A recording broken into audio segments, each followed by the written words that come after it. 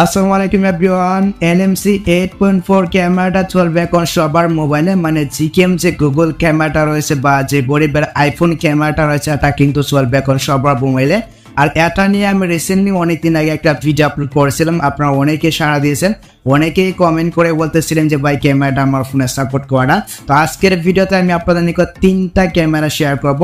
এই 3টা ক্যামেরা আপনার ফোনে আপনি ইনস্টল করে দেখবেন 100% আপনার ফোনে সাপোর্ট করবে, মানে যেটাই সাপোর্ট করবে ওইটা দিয়ে আপনি কাজটা করবেন। আর কিছু নতুন নতুন XML ফাইল শেয়ার করবো যেগুলো ইউজ করে আপনি সুন্দর সুন্দর ফটোগ্রাফি করতে পারবেন, যেমনটা আপনি স্ক্রিনে দেখতে পাচ্ছেন। তো XML ফাইলগুলো আপনি কোথায় পাবেন, কিভাবে সেট আপ করবেন ক্যামেরাটাকে, চলুন আমি আপনাদেরকে সেই প্রসেসটা দেখাচ্ছি। আপনি শুধু আজকের এই ভিডিওতে একটি লাইক দিয়ে ভিডিওটা শেষ পর্যন্ত দেখতে থাকুন।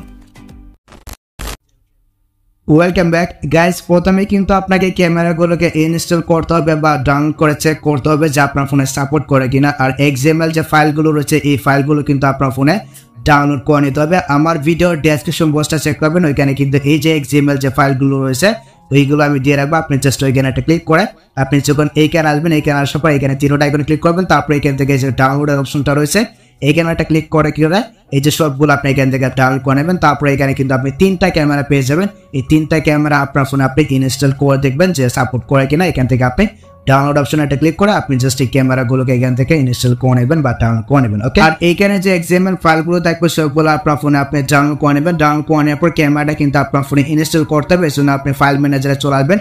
এখানে আসার পর এখান থেকে আপনি ডিভাইস স্টোরেজে যাবেন বা ইন্টারনাল যে স্টোরেজ রয়েছে এখানে যাবেন। এখানে আসার পর এখান থেকে ডাউনলোডে যাবেন।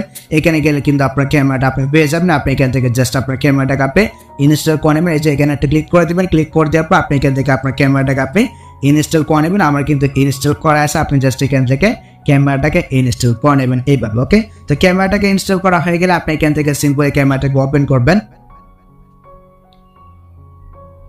আমি এখান থেকে ক্যামেরাটাকে ওপেন করেছি। ক্যামেরাটাকে ওপেন করে নেওয়ার পর এখন আপনার যে কাজটি করতে হবে এখান থেকে পারমিশন চাইবে, আপনি অ্যালাউ পাবেন, সবগুলোকে অ্যালাউ করে দিবেন। ওকে, তো অ্যালাউ করে দেওয়ার পর এখন আপনার যে কাজটি করতে হবে এটাকে ডান করে দেবেন। আমি এখান থেকে ডান করে দিলাম। তারপর এখান থেকে যে সেটিংসের যে আইকনটা রয়েছে আর আইকনে একটা ক্লিক করে দেবেন। এখানে একটা ক্লিক করে দেওয়ার পর আপনার ফোনের র্যামটা যদি কম হয় এক্ষেত্রে আপনি এখান থেকে HDR যেটা রয়েছে এটা আপনি এখানে বন্ধ করে দেবেন। আমার ফোনের র্যাম হচ্ছে গিয়ে 6 GB। আপনার ফোনের র্যাম যদি 4 GB হয়ে থাকে আপনি এখান থেকে প্রথম যেটা রয়েছে এটা সিলেক্ট করে দেবেন। আশা করি বুঝতে পারছেন। আচ্ছা, তারপর এখান থেকে আপনি মোর সেটিংসে যাবেন। এখানে আসার পর ঠিক এরকম ভাবে কিন্তু একটি ইন্টারফেস শুরু করবে। এখানে একটা কাজ করতে হবে আপনাকে। দেন এখান থেকে আপনি ব্যাক করে পেছনে আসবেন। তারপর দেখুন এই যে এখানে কিন্তু রয়েছে কনফিগ সেটিংস নামে একটি অপশন আছে, আপনি এইখানে একটা ক্লিক করে দেবেন। এইখানে একটা ক্লিক করে দেওয়ার পর দেখতে পাচ্ছেন এখানে কিন্তু রয়েছে সেভ সেটিংস নামে একটি অপশন আছে, আপনি এইখানে একটা ক্লিক করে দেবেন। ওকে, এইখানে আপনি যে কোনো একটা নাম লিখে দেবেন। আমি এখানে যে কোনো একটি নাম লিখে দিচ্ছি, আপনি চাইলে আপনার নামটা লিখে দিতে পারেন। ওকে, আমি এখানে নামই লিখে দিলাম। এখান থেকে এসে ক্লিক করবো।